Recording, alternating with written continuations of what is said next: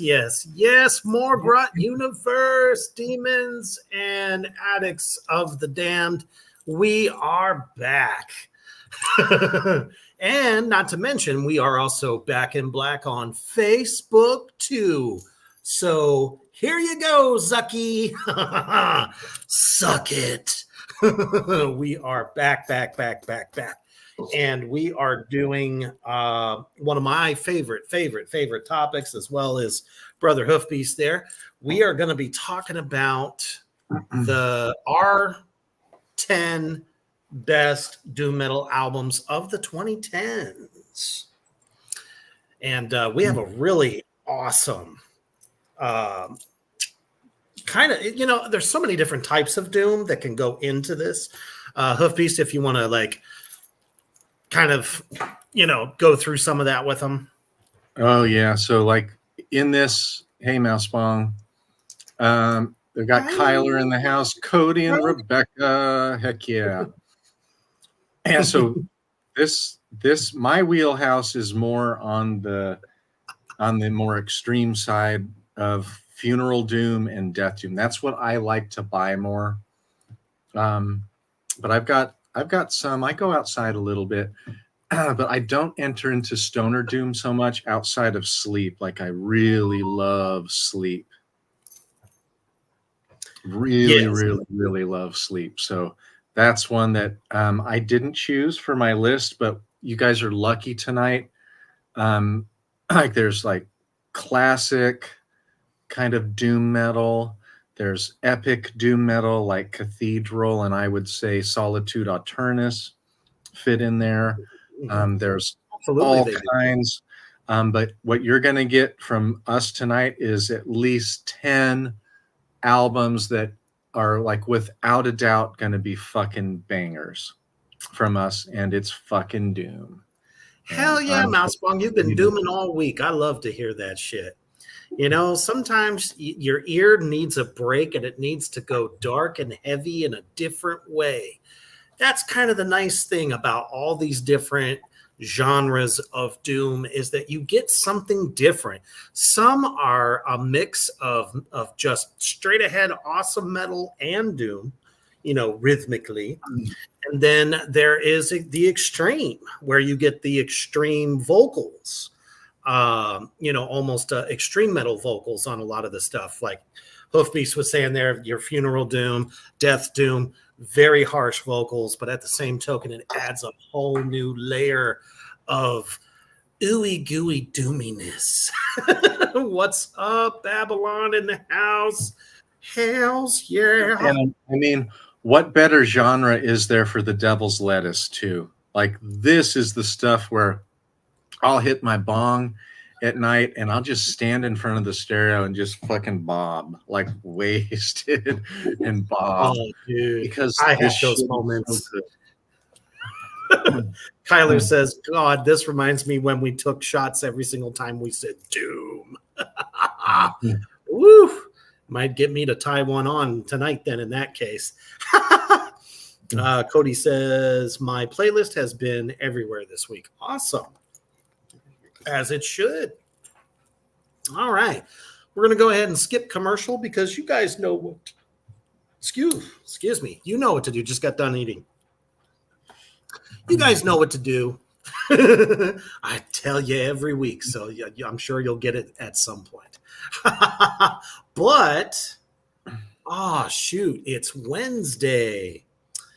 Well, this one really should be more for, I think, on Wednesdays if we ever do the show on Wednesday. But shoot, it's time to drink up. Whiskey Wednesday.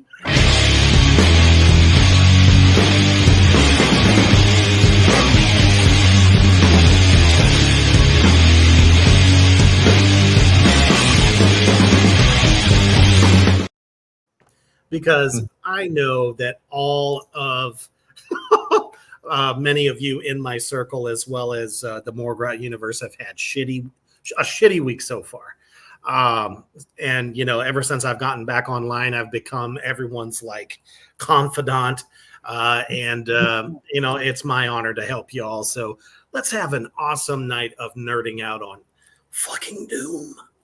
Starting with my number one. This is no specific order, and it does not necessarily follow a timeline either. This is a band that I got very, very big into after many years ago when the dark anthology horror games came out, and the doom metal band and song that they chose it just gripped me so much that I had to look back into their catalog and became just a mega fucking fan. The band that I am talking about, and I'm sure you've heard me reference this before, is Chemist, and the album is Hunted. Came out October 16th of 2013. They're out of Denver, Colorado. And I chose this album because, and they actually fall in like the regular Doom, epic Doom category as well, because they do have, much like Candlemass, a very metal kind of style to what they do. So in this particular record, very Sabbath style. And I'm sure this will be a roaming theme throughout most of the ones I chose, even though they're all diverse. It's kind of crazy. Very big open chords, very Iommi style lead runs is what I like to call them, where they could be chugging or just, doing those open chords. And then this beautiful fucking, lead gets laid over top. And it's just like, not very big on the vibrato though, but it's definitely befitting of a lot of this stuff. I love the epic choruses that are on this album with brilliant harmonizing vocals. Man, it almost gives me, the feeling of the two that did it the best, in my opinion, which is Lane Staley and the guitarist from Alice in Chains. I love it. I wish I could see this band live. To see how that's done. I'm sure that the other, because it's a 3-piece band, guys. Didn't know that. Harmonizing vocals, very driving, powerful drums. There's a lot of really good drum fills. They may be a bit simple, but they are also kick-assery at the same time. They're done at the right time, which kind of adds the epic ebb and flow of the tension release build-ups. And I just absolutely love the drum sound on this. Let's see, throughout, and fantastic guitar solos. Fuck. Let me tell you. Very tasty. I mean, there's even a hint of dissonance throughout a lot of the songs on this record as well. So if you haven't gotten down with this record, I highly recommend it. Heck yeah. Chemist is a band who's really made some leaps and bounds over the last, to me, it seems like the last 4 or 5 years, six years. Yes, sir. I've seen them. I think they got on the front cover of Decibel magazine. Yes. Yes, they are definitely kind of Sabbathy Mousebong. Clean vocals, but they do have a little bit of aggression. But the one thing I love about them is that they are not trying to sound like any of the staple Sabbath albums. There's one band that I will mention later on that does do that, and believe me, I'm all over it. Cody, you made it, brother. Good to see you. Aaron, good to see you as well. Yeah, Chemist is a band that I need to listen to more. I've only like heard them here and there, like when they come through on the playlist. And I'm like, yeah, that sounds pretty damn like. You need to check this one out. It's good. Yeah, I've heard like a couple off this one. I recognize the cover, but I read about them in Decibel magazine about 3 years ago. They put them on the cover. Hell yeah. All right, so we're going to go to my first one. My first one happens to be my favorite one out of the 5. Hell yeah.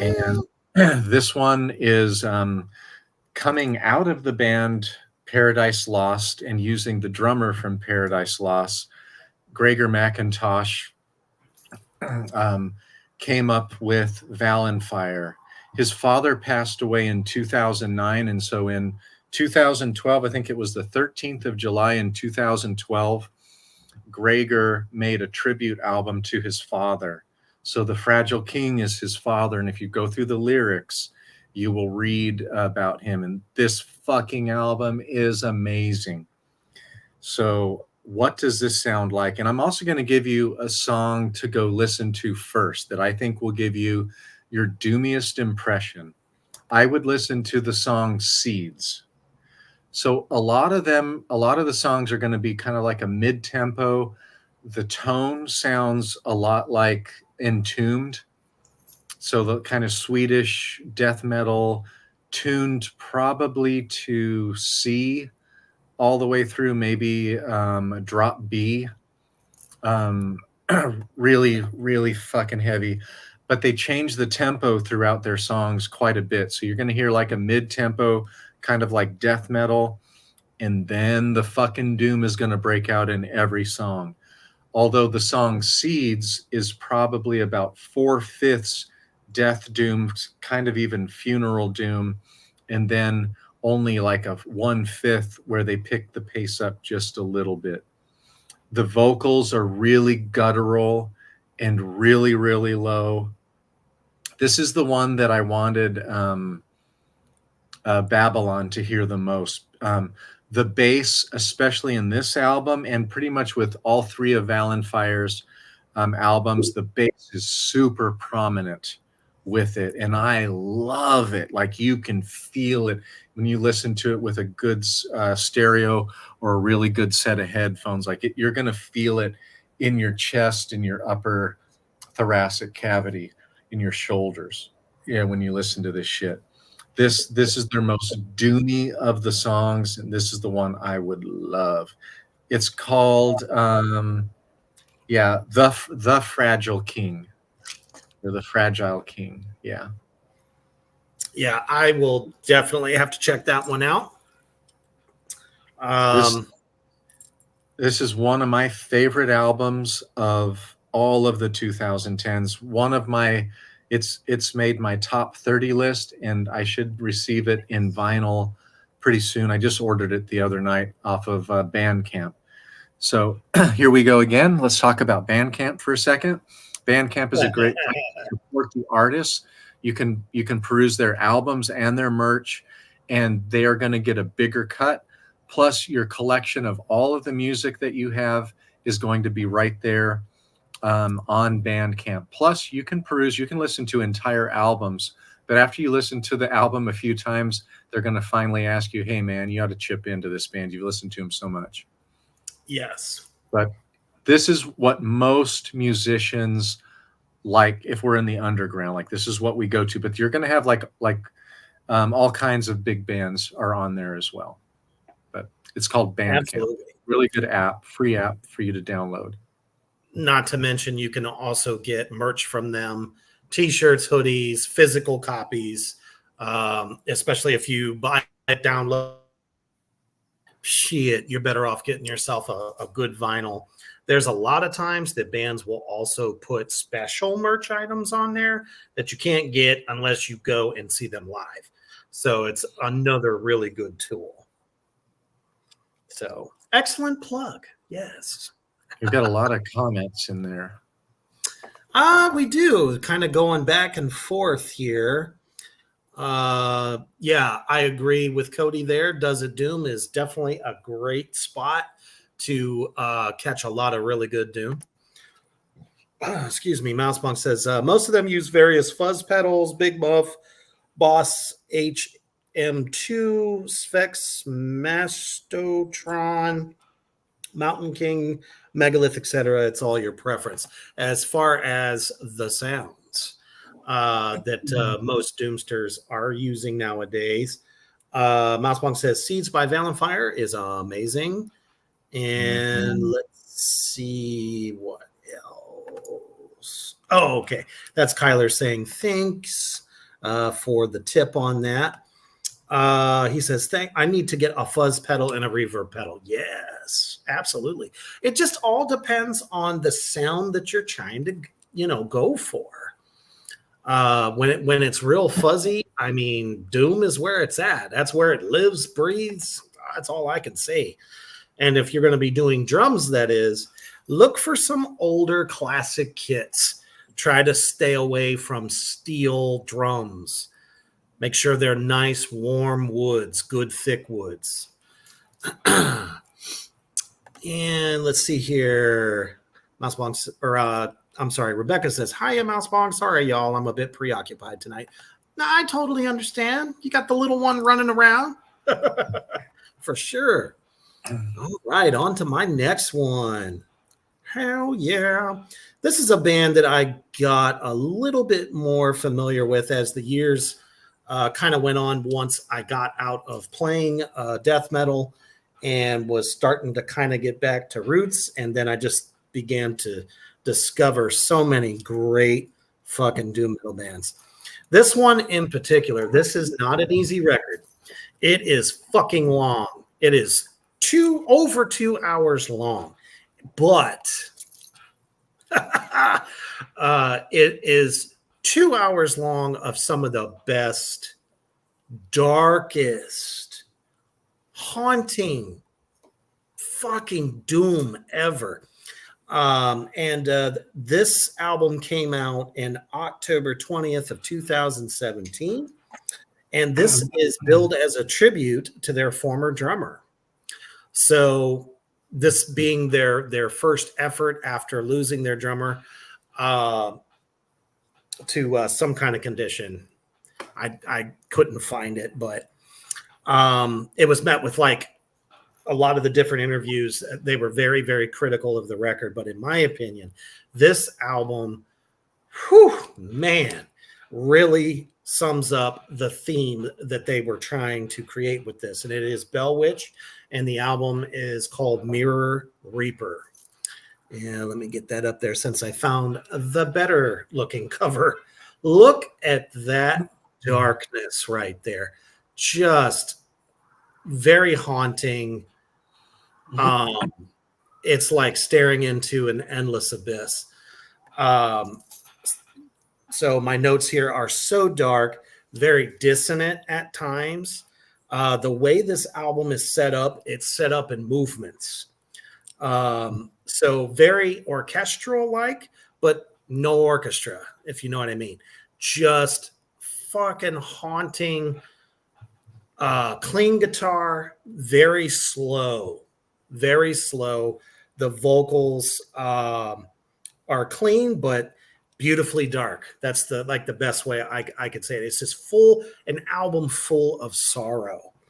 It has funeral doom style grooves in that it is so fucking slow, and there's so much room between when the kick hits, when the snare hits. It feels like it takes 4 fucking bars to make that happen. And I absolutely love every minute of that. The tension that they are creating once, distortion kicks in on this is just mind-boggling. if you're in a headspace where you just want to be transported into the omniverse, this is definitely the record for you. I put, and this is exactly what I put down. I said, haunting, clean guitar, atmospheric as fuck. And that is literally the truth here. The snare and cymbals prominent, but also very orchestral at times. Because again, this deep, dark style kind of a doom metal album is basically like an effigy to losing their drummer so early on in their career. A lot of the cymbal rolls and stuff, you can definitely tell they used mallets and not sticks on that. Beautiful, clean vocals, orchestrated album of death is what I call it. So full of dread and despair. So the fact that everyone's eyes in the metal world on that record, I guess this one was so vital because it's the first time they stepped out with a new drummer. And I think they fucking nailed it. If you guys like that kind of shit, it's not super technical. It's just super fucking atmospheric and it's effective. Yeah, a lot of comments out there. And this is a 2-piece, and guess which state they're from? I know. Do I get to say? Yeah, go ahead. Seattle. Mm-hmm. Of course, only something this dark, dreary could come from that fucking place. Yeah, Mousebong got it. Mousebong said Washington. Yep. And that's where I'm headed fairly soon, I hope. It's going to be so many black metal offerings out there to go see live and check out some new and upcoming black metal bands. Always love going to the Crocodile and El Corazon in downtown Seattle. Seen a lot of shows. Seen Wolves in the Throne Room down there a couple of times. That's a good show. No air conditioning in the Crocodile, by the way. Fucking hot as hell. And then we always have the Northwest Metal Fest in June, which is a lot of fun. So that'll be a lot of fun. You guys can come out and hang out with me because I will fucking be there for sure next June. That's a great pick there, Cody. But we're doing the 2010s right now. But if it was the 2000s, Acid Witch Tannic Hallucinations would be an excellent pick, but definitely a great fucking band. Very cool. Yeah. Let's see here. Mousebong says Bell Witch is also a duo. Definitely check out this band. Or I'm sorry, this album, Mirror Reaper. It really is gorgeous. But like I said, I mean, there ain't nothing nice about it. It puts oh man, just a whole new level of heavy. This album is very heavy, but it's not like heavy. You know what I mean? Just the overall feeling. Why thank you, Mousebong. I'm loving your descriptions tonight. Thank you. Appreciate that. Babylon says, Kyler, check out Does It Doom, Haunted. Yep, those are all the great places to go for fuzz and reverb. That is for sure. Yes. Yeah. Fucking yeah. Babylon will hook you the fuck up. He'll tell you what pedals to try out. He's a master with that stuff. Absolutely. Let's see. Kyler says Crocodile. It's a bar. It's a bar made with all big old pieces of like either cedar or what's the other, blue spruce. It's real cool, and it's all stained dark. It's dark as fuck in there too, but it's hot. Only holds about 350, 400 people. Yeah, they have an upper section. You can go upstairs as well. Ooh.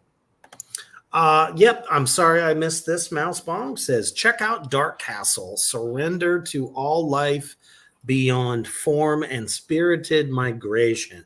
Female fronted, 2010's Doom Sludge, a 2-piece project. Damn. It's amazing how many of these exist. Really, really good underground from then. Hell yeah. I'm Yeah. always interested in checking out stuff that I may have missed.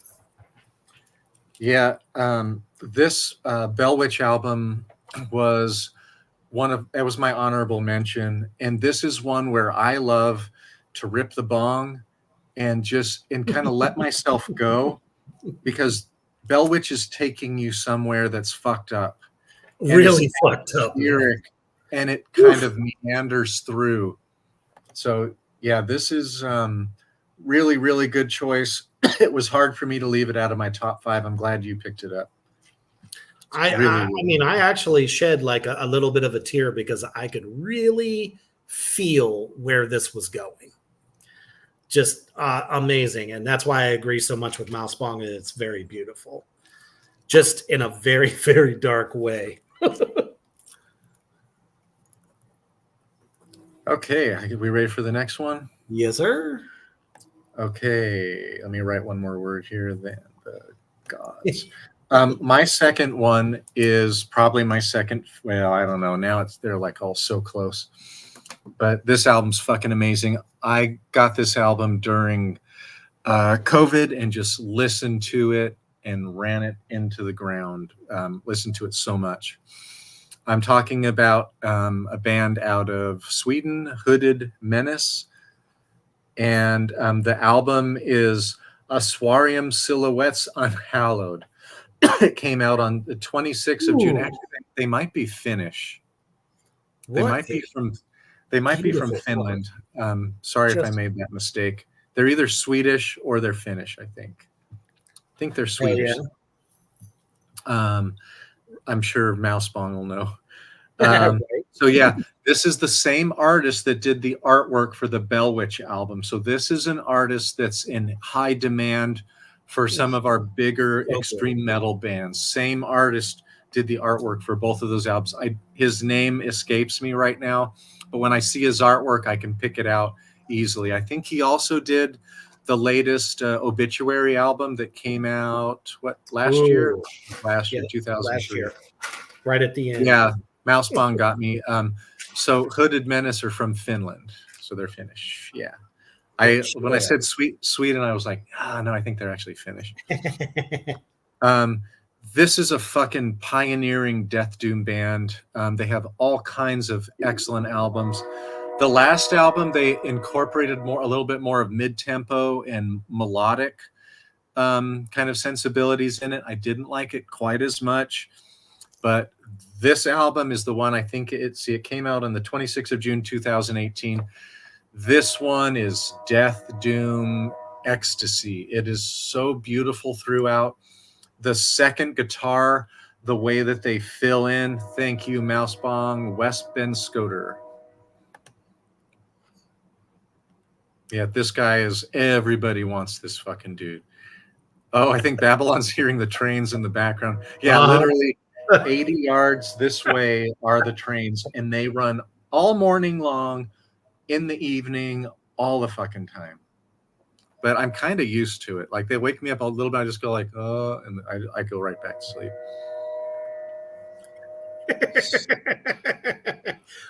As we all should be having a doom boner at this moment. Oh, Mousebong. First she gives us lady boner, and now it's doom boner. Yep. We'll take it.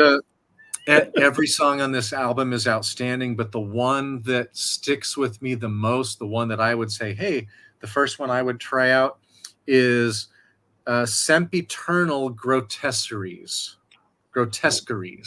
Sempiternal Grotesqueries.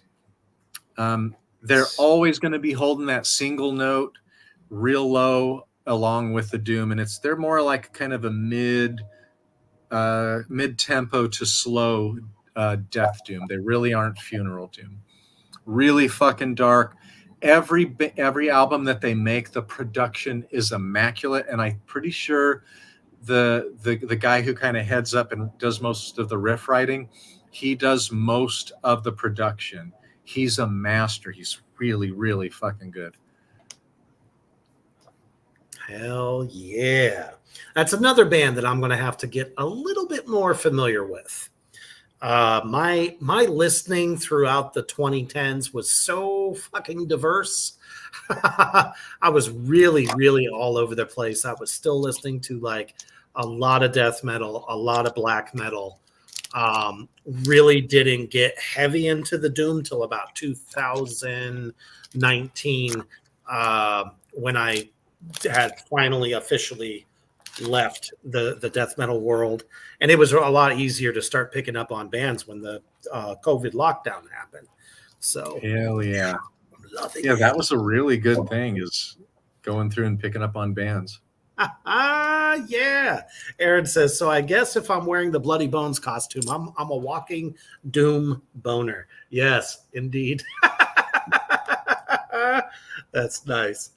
Yeah. One other comment there was they do have some pretty melodies a la Candlemass. Hell yeah.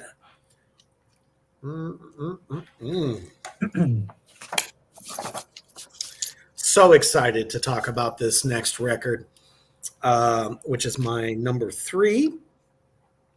This album for this UK band definitely was billed as their farewell album.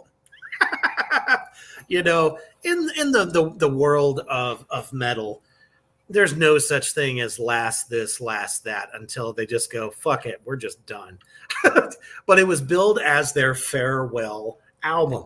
Decibel magazine actually quoted that this album couldn't have been an album better written for the epitaph for each of the band members.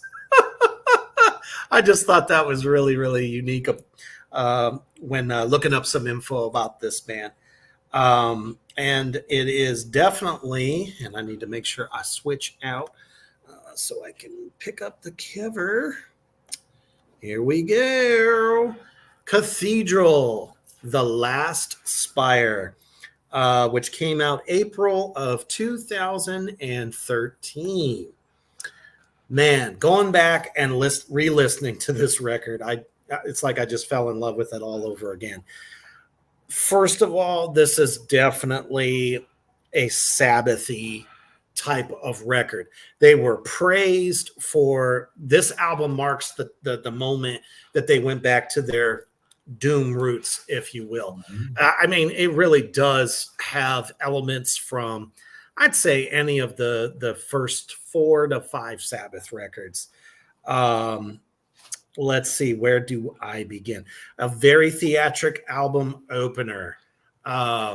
And, you know, I actually thought that it was really cool. If you're a fan of albums that kind of start with this like eerie, kind of spooky, a la horror kind of a beginning, and he's just chanting, you know, where do you bury your dead? Where do you bury your dead? Just over and over again. I'm just like, I love it. Very old, very like throwback to the 80s kind of thing. I don't know. I'm a sucker for that if it's done well and it doesn't suck.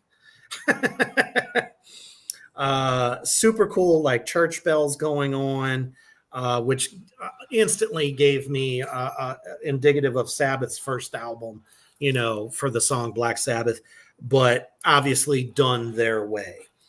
Like I said, very Sabbath style riffing. It's fuzzy, guys. Fuzzy, fuzzlicious.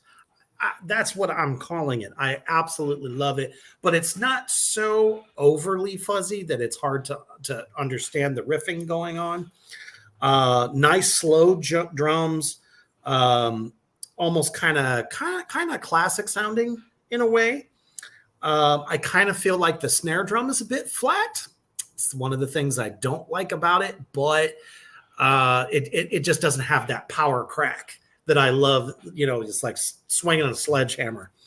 But totally chuggalicious riffs, very simplistic grooves that elevate the heaviness.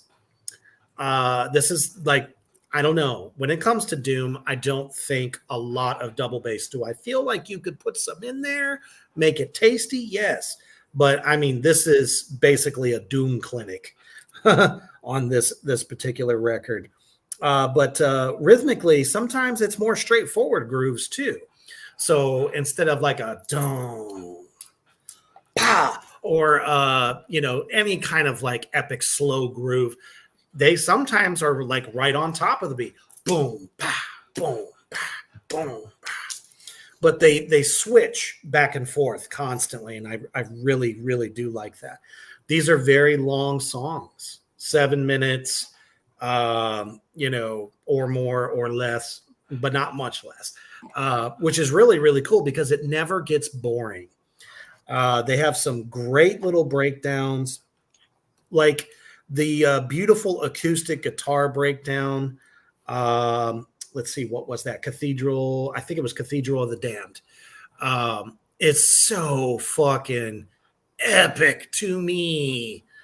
It's like it's real heavy fuzz all the way through, and then, or no, I'm sorry, that's got to be. I think it was Pallbearer, the song Pallbearer off this record, where it just has this beautiful acoustic guitar breakdown, and then it just comes right back to the power fuzz. And if you love that kind of a classic sound, you're going to love this record.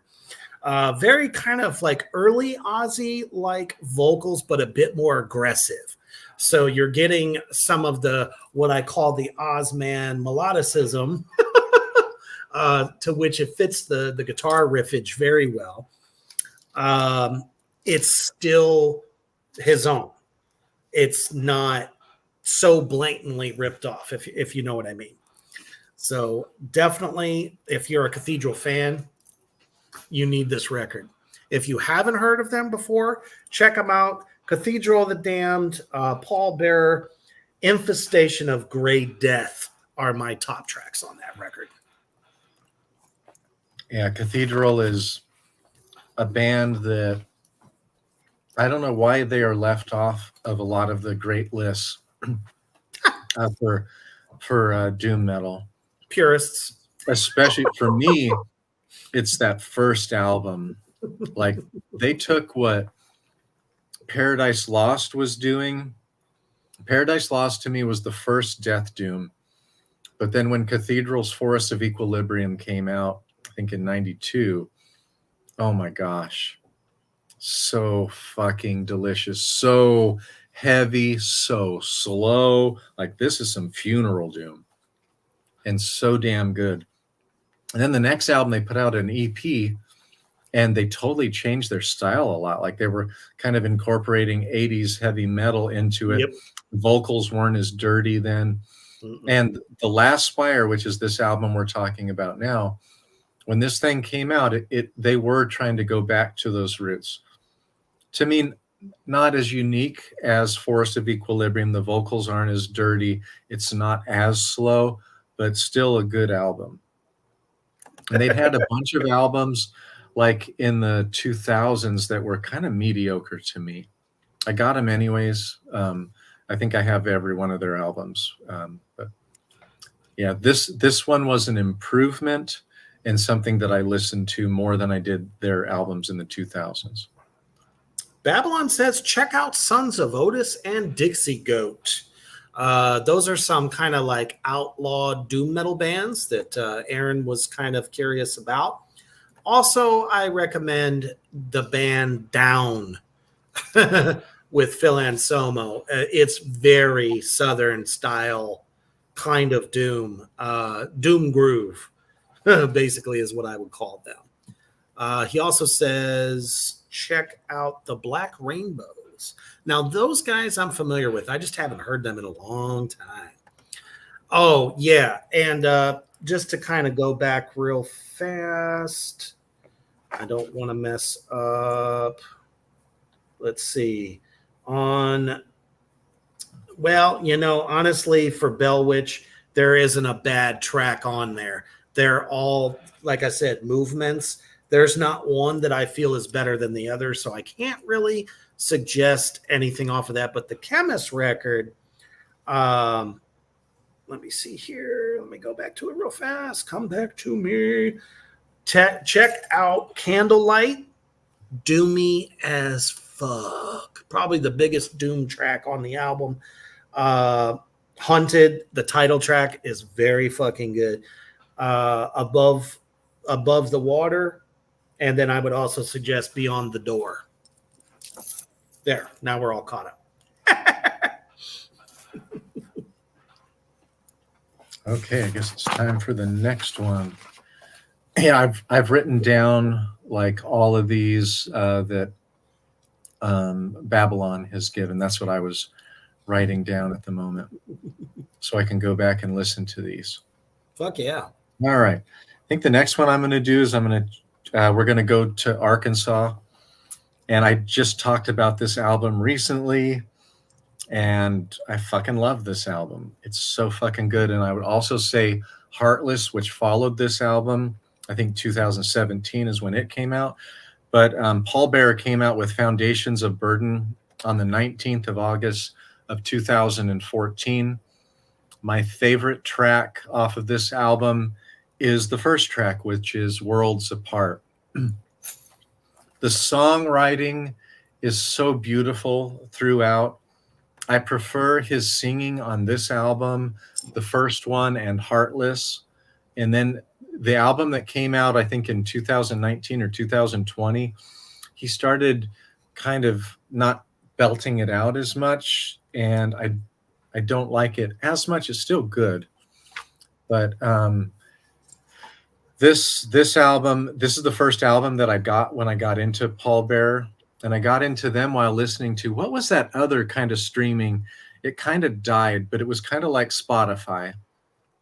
The one that was kind of big in the 2000s and like 2000 through 2012. Oh, hell's bells. I know which one you're talking about. Yeah, I can't even think of it. But yeah, it's died. It's that dead. I don't even remember it. But I remember when I was going through my apprenticeship, we had that in the shop all the time, so it would run. Pandora. Through. Yep, Pandora. Yep, that was it. Thank you, Mouse Bomb. Yeah. Yep, that was it. Yeah. So this Paul Bearer album, what you're getting is dark. They're taking you to a place. They're walking you through the caves. They're opening up a little bit into a little marsh, going through maybe a little field of flowers at times, but it's pretty dark, but beautiful, haunting vocals. And I think most of you are familiar with this. I know Cody's been listening to Paul Bearer quite a bit. I know Babylon. I know Mousebong, of course, listens to this. But this album is like perfect, and so is Heartless. And the first one is also really, really good. Those are my first three favorite. All of those came out in the 2010s. Fuck yeah. Babylon's got another one. I love you so much. He says, check out Temptress out of Texas. Yes, it's an all-girl band, and they are badass. Yes, they are. Got kind of familiar with them as they turned up in my feed on Reaper's Underground Productions Instagram page, which I love getting. That's where I get most of my underground doom bands from, because they just pop up all over the place on there. Excellent, excellent fucking band. Sweet. Hell yeah, man. Paul Bearer, like I said, so many times of you talking so passionately about him, I'm hooked on him. Absolutely love the new record, even though it's kind of a far shot from what they've done previously. But the first track that you mentioned off this record, I am familiar with that one, so I've heard that one. Definitely need to go through the rest of the album. Excellent pick. Now it's time for Reaper's Devil's Lettuce / shrooms / acid type of doom. Man, I had the privilege. I'd never heard them before. It's another UK band. But they opened up for King D when he came to Ohio in Cleveland, which was the start of the Institute tour, because, you know, King Diamond was supposed to drop that record back then. But thank you, COVID. You know, all that good stuff. So I had the privilege of watching this band live. I heard them live. So first time I ever heard them, it was not a recording. And when I went, I mean, obviously it was super fucking loud, which is great. We love loud. But I do like to listen to an album in its produced, form or state. This band definitely seems like they stepped out of 1969. Elements anywhere between early Sabbath, first couple records, definitely more like the Paranoid record is what I'm going to compare that to. Even has moments where they sound like very, very early Merciful Fate. Lyrically, this band has a lot of super dark, sometimes very occult lyrics, and I absolutely love that. But some of the tracks, they're very kind of like up and energetic. But when you read the lyrics and what the songs are about, it's like, oh shit, I'm happy to kill you. Very bluesy. The band I'm talking about is Uncle Acid and the Deadbeats. The album is Bloodlust, and it came out in 2011. They're actually from Cambridge in the UK there. These guys pretty much single-handedly wrote the book on the shuffle pattern. So a little bit of teaching time, rhythmic teaching.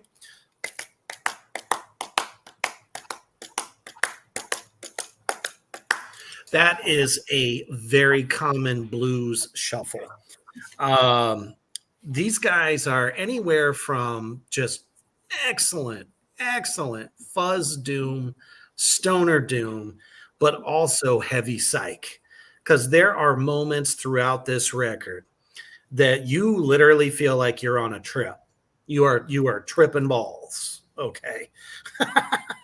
And I even wrote this down too in all caps there. Obviously, Sabbath sound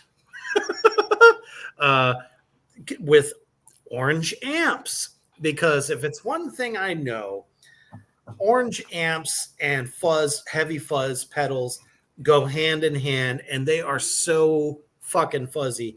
There are times that you just can't really discern what the riff is, but you definitely can feel the rhythm, which is very cool. And the bass is super fucking prominent in this band, in this album particularly. Yep, I already got that. There are times where it's very swingy, but then they have prog moments like Fairies Wear Boots. That's not their song. That's a Sabbath song, but I'm trying to give you some ideas of what the sound is actually like. But mostly very, very big on the blues shuffle. The very clean 70s style vocals, but I gotta warn you, dude's got an effect on his voice all the way throughout the record. So you're not getting his bare bones vocals. There is some kind of a phaser or something on there, but with this band, it really fucking works. I can't describe it. I think if any other doom band did it this way, I'd hate it. There's you guys remember the original Planet Caravan by Sabbath. Ozzy had a vocal effect on there. Guess what? Same one they're using all the way throughout this record, which makes it very spacey, very atmospheric. Let's see. Drums have that classic tuning of the 70s. Clearly, he is using a kit that may or may not have, been created back in the 70s. Simple 4-piece kit, Paiste cymbals, which, Led Zeppelin's drummer was super well known for that. And you're getting that sound. Now, the only thing is, he doesn't use his hi-hat much. I know, weird, right?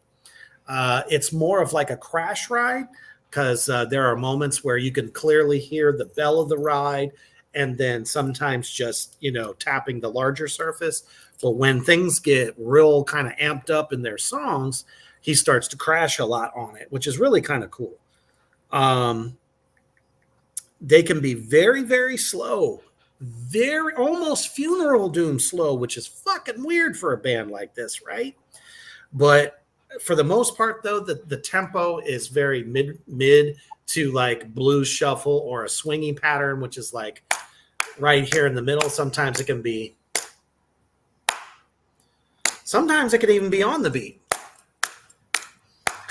So you're getting kind of the best of both worlds with this band, which is why I said good use of rhythmic feels, especially offbeat. Drummer, again, very early Bill Ward. He doesn't do a lot of bass drum led fills. Most of it is just it's all raw power from wrist to wrist. And you know, for the guitar solos, pretty damn good.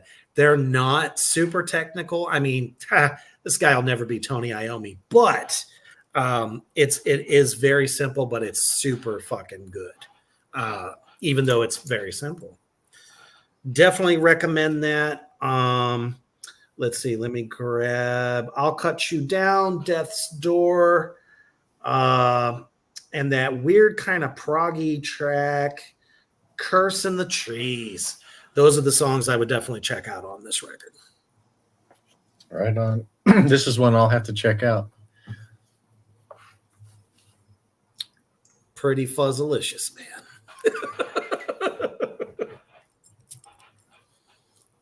Oh, how cool.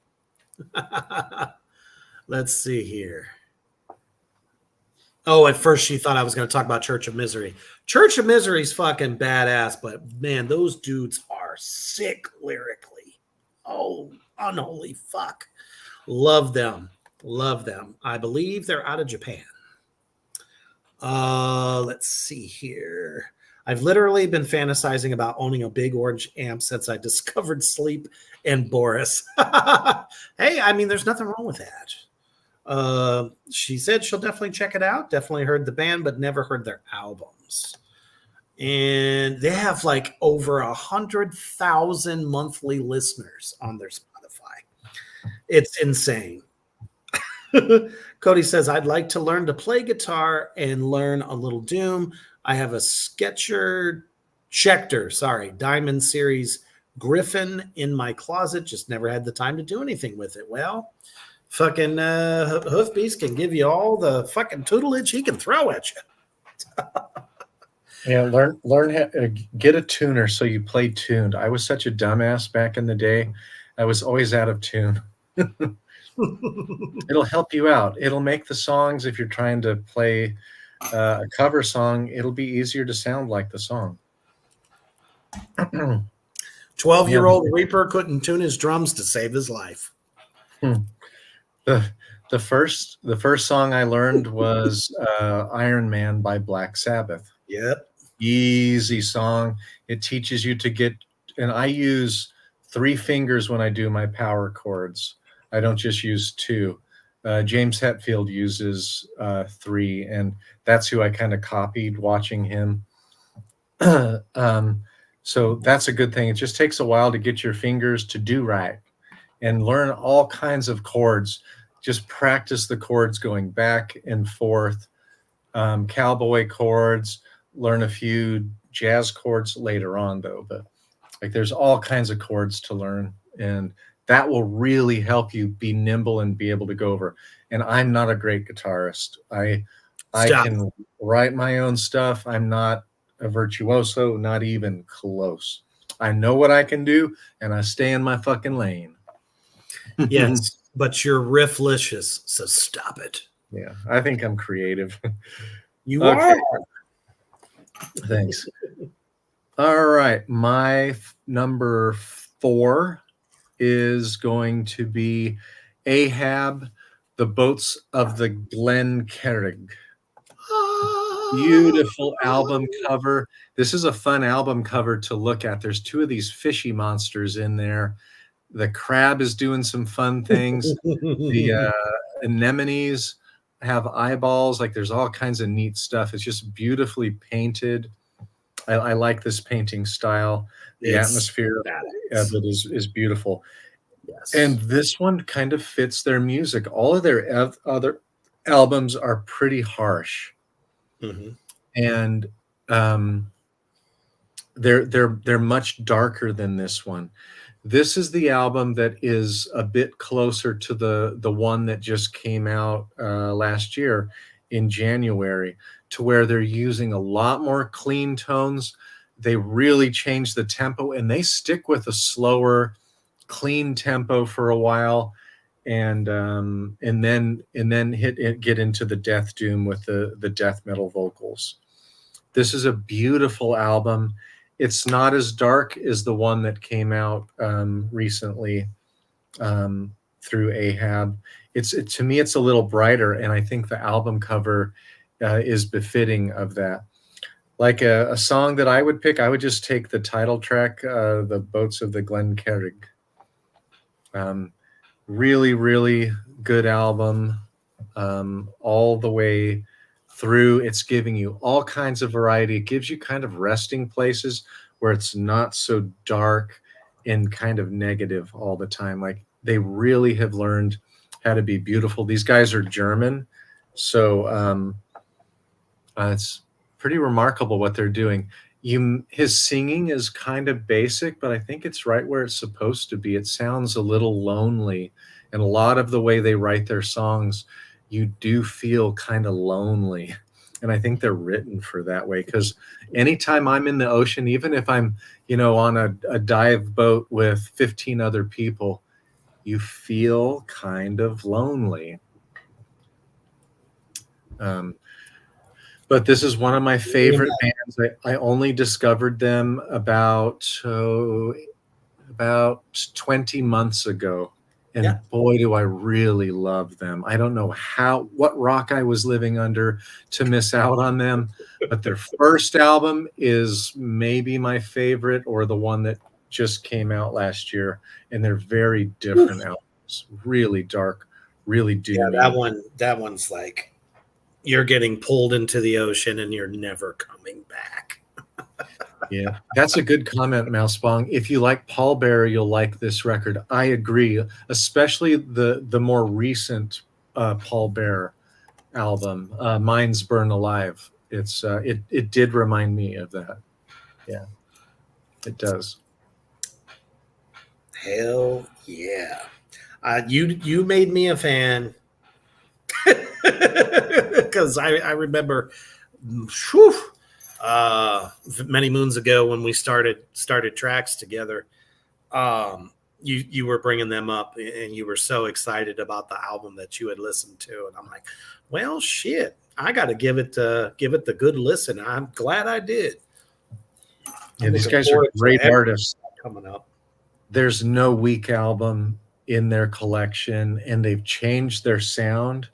I would say it's really sophisticated. I would say it's like sophisticated Doomed. Yes. With purpose and lots of very, very good. Yeah, did we do the Coral Tombs? That's the last. We did. Yeah, I thought we did. Yeah.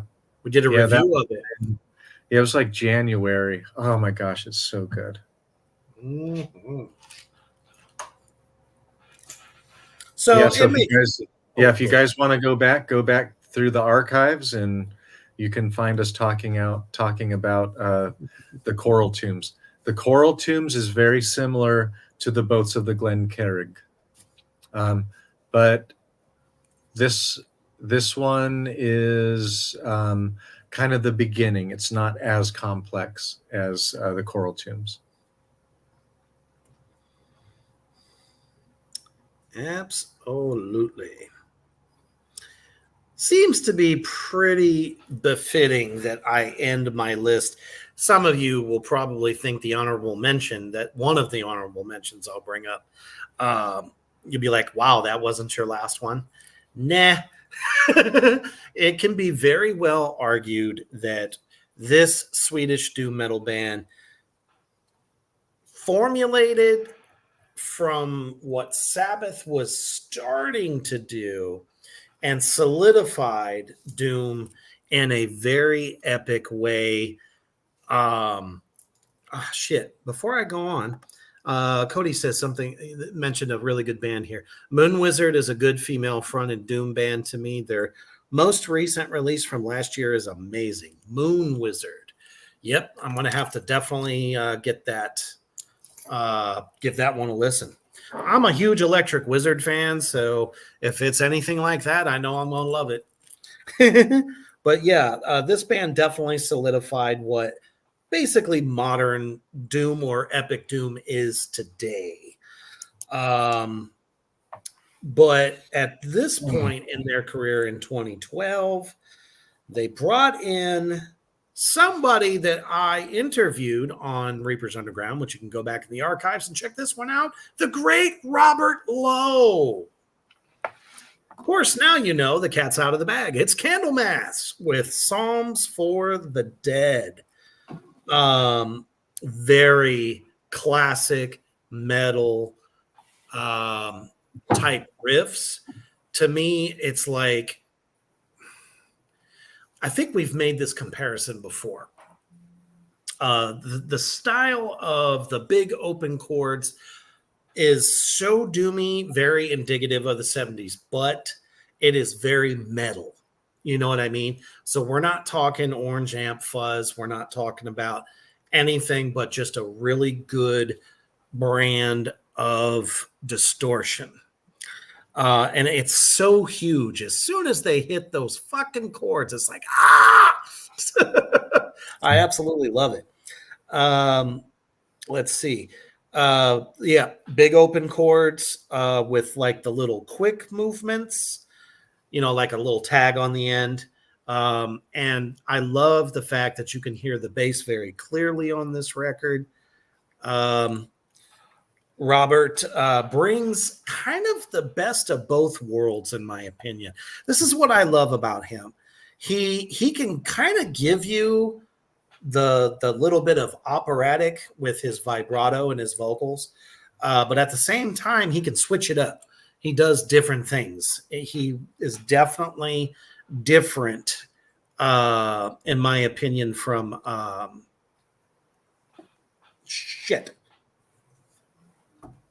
what was his name? Messiah. Messiah. Yeah, it took me a minute. I had to pull it out of my brain. Kind of very similar to Messiah, which is why I think Candlemass fans really were kind of impressed with this album. But then again, he's got some aggressiveness to him a little bit. The keys throughout these songs, I absolutely love. I'm trying to pull it up. Where did you go? 2012. There we go. Very much so in the Lights of Thebes. You can definitely hear just excellent keys interwoven. Of course, the guitar solos are fucking excellent. Fast tempos, mid tempos, and also it can be very slow at times. They're kind of rhythmically all over the place. This is definitely a heavier style album for them. I absolutely love it. You could tell that they were inspired. And Robert, I mean, some people probably prefer him in Solitude Nocturnus more, but he really brought it on this record, in my opinion. Definitely recommend The Sound of Dying Demons. Fuck. And we talked a little bit about pedals earlier. Man, the lead guitarist's use of wah, oh, it just sounds so fucking good. Something that Tony kind of did in the 80s a little bit, but I don't know. The way he does it, super awesome. And the bass is, even though it's a bit prominent, it's more prominent in the slower, but in the like faster, heavier grooves, it kind of does get lost a little bit. Definitely, I mean, if you call yourself a Doom fan, you need this record. And if you haven't heard it, please check it out. It's a really good album. I have this album.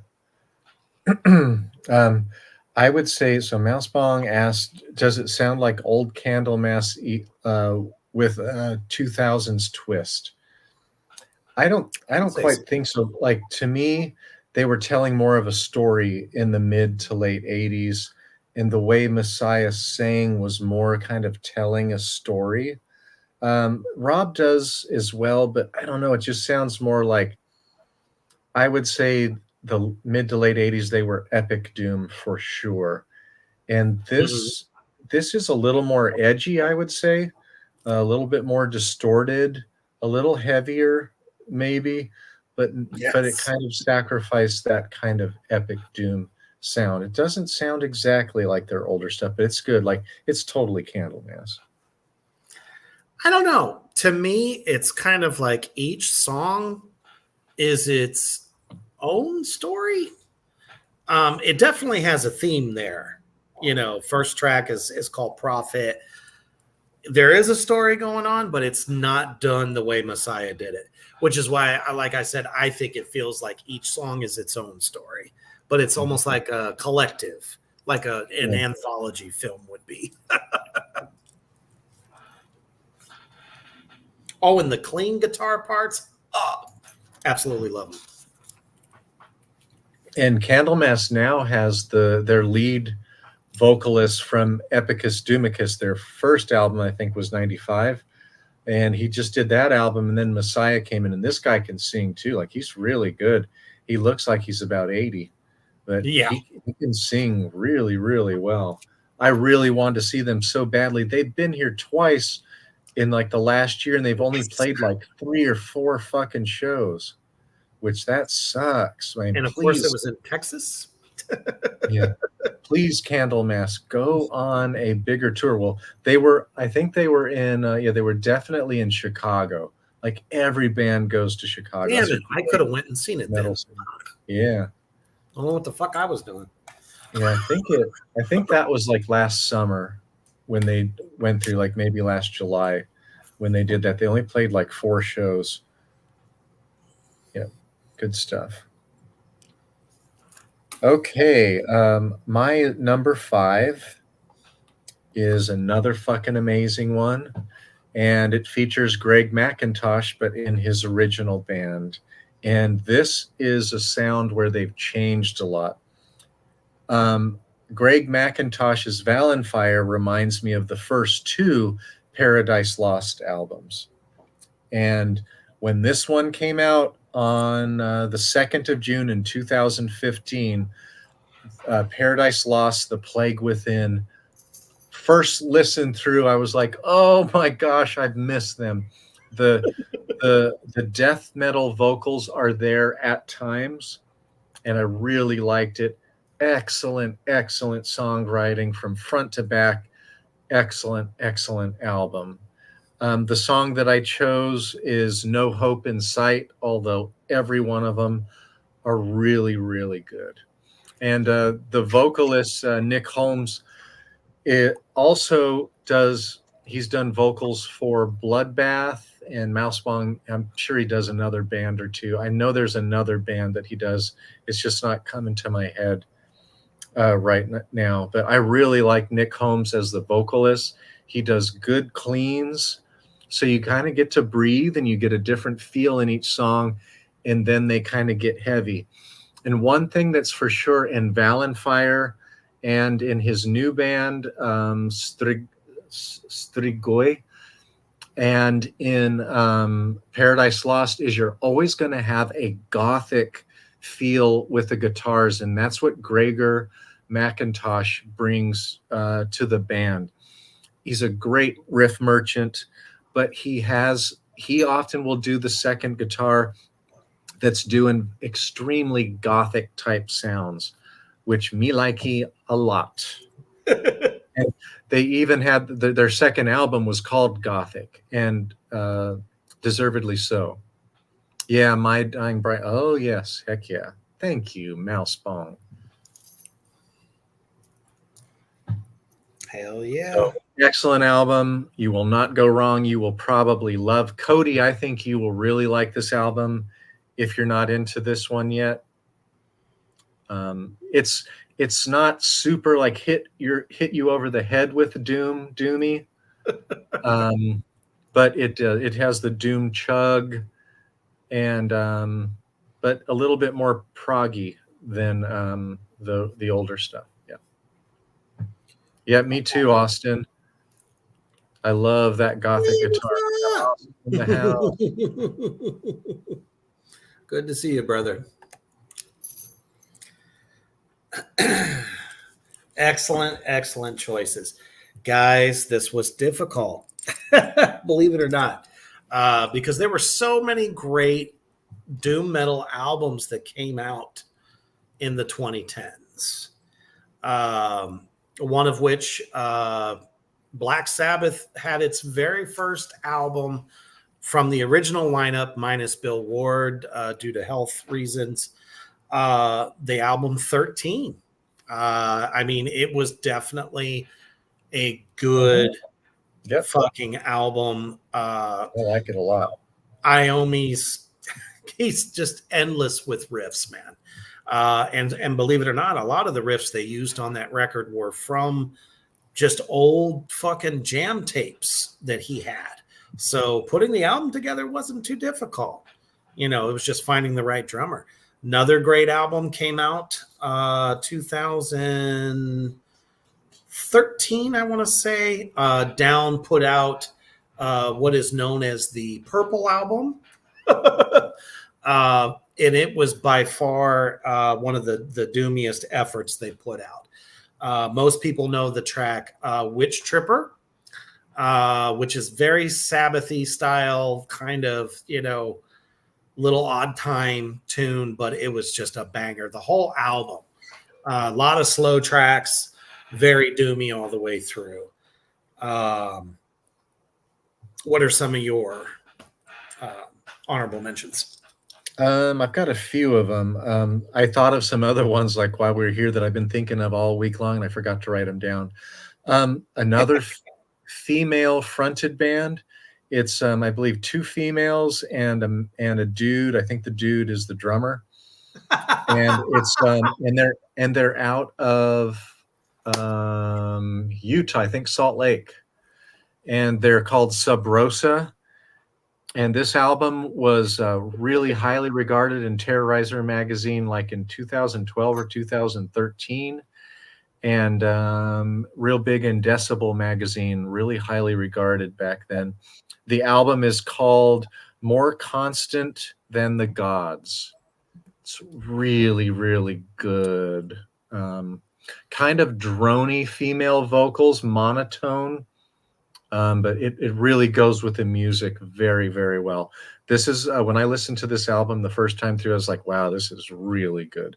So that's a good one. They are called Sub Rosa, More Constant Than the Gods. I think it was 2012. Another one is Temple of Void. These guys are out of, I think, Denver, either Denver or Colorado Springs. And this is Death Doom. The album is Lords of Death. They've like they're the 2 that came out after this are also really good. I think that we have a 2020 and then a 2022 release, but this one came out, I think it's 28th of July of 2017. And that again is Temple of Void. It's more Death Doom. And I've listened to an interview with these guys, and boy, do they know their doom really, really, really, really well. Thank you, Mousebong, for Boris. Absolutely. So much great doom coming out of Japan. Without a fucking doubt. Japanese don't play around. No, they don't. There's one that I'm actually friends with, and they're doing very well. And it's killing me that I can't remember the name, but they're considered Samurai Doom. And it is every bit of that and more. I will definitely try to find the name, but it's escaping me at the moment. Another big one. Oh, go ahead. Oh, go ahead. I have 3 more. It's all nope. right.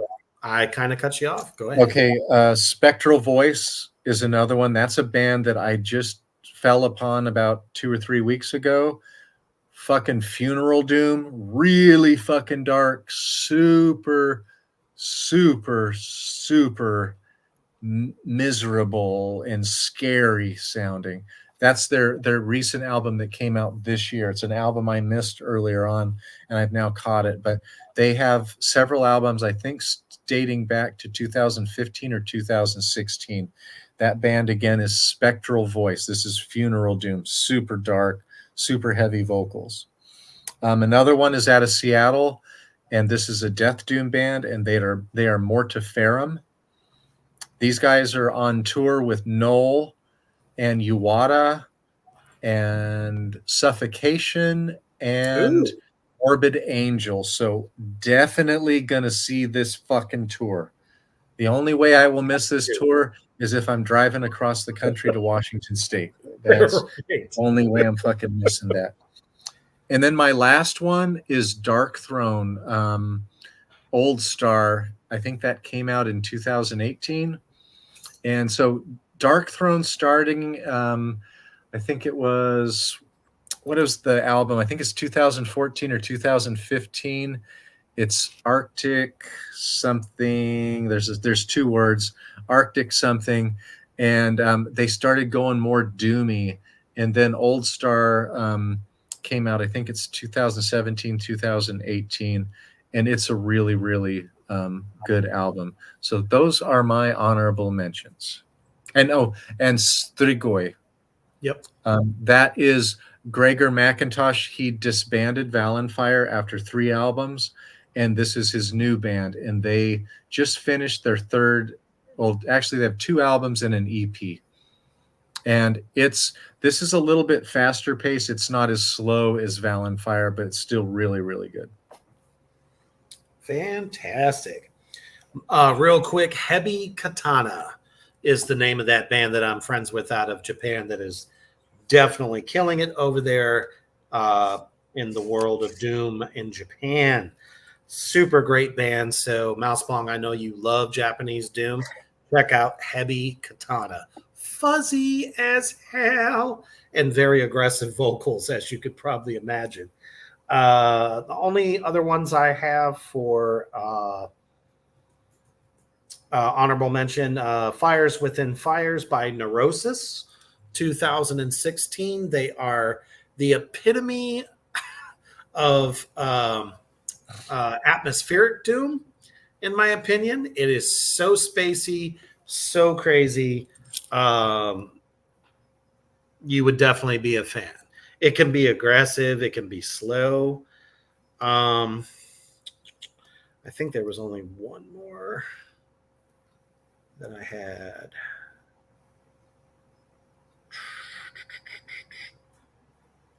Nope, that was it. So, I mean, and that's just, like I said, a handful of great Doom albums that came out during that time. It seems like 2010, that entire decade for Doom was, I mean, they pretty much led the charge. So many great bands, new, old, putting out super strong efforts. So definitely, we've learned just as much from you guys tonight with your picks as hopefully you have from the ones that we've listed as well. So it's going to be a great week of listening, especially since Mousebong's been in a Doom listening week. We all should do the same because we are all united under the darkness of Doom. So thank you guys so much for joining us here on a Wednesday night. Next week, we will be back on regular day, Monday. And we're going to be putting together another list that is, I mean, we're going through all different genres. So you'll definitely dig this one for sure. Definitely stay tuned because the goddamn program will be happening this Saturday and I will be live from Texas. How about that? So no Reapers Underground this week, but next week for sure. So definitely look out for that. And as you guys are getting ready to go into Thursday, and that's about as close to the weekend as we can get because I know we all want the weekend bad. Man, just remember, tune in to Morgrot Entertainment for all your favorite entertainment needs, spooky and otherwise. And always stay heavy.